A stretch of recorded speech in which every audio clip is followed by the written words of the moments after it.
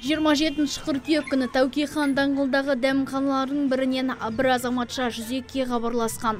Оның арызында өзін өзге біреулердің ұрып соққанын жеткізген. Бірден оқиға орнына жеткен полицейлер 23 және 26 жастағы екі тұрғынды бөлімшеге алып кетті.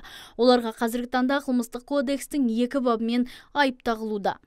Сол азаматтар полиция қызметкерлерінің заң талабына бағынбай қарсы күш қолданып, оған дәлел ретінде кафенің сыртындағы орналасқан бейне камералардың бейне жазбалары. Қазіргі таңда ол екі азаматтың үстінен қылмыстық кодексінің 293 бабына сәйкес бұл бұзақылық және 380 бабына сәйкес бұл полиция қызметкерлеріне заң талабына бағынбай қарсы күш қолдану бойынша қылмыстық істер қозғалған.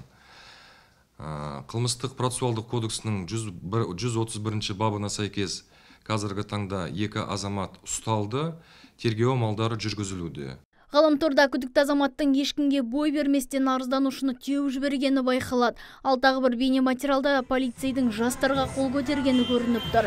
Сондай-ақ нәзік жандының тәртіп сақшысының погонын жұлып алып, лақтырып жібергені де түсіп қалған.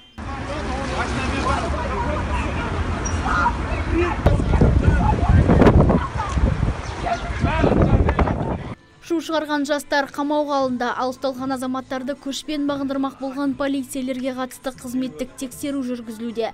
Содан соң ғана заң шеңберінде шешім қабылданатын болады. Нұргүл Жолымбетова, Абзал Тұрайбеков, ТВК телеарнасы.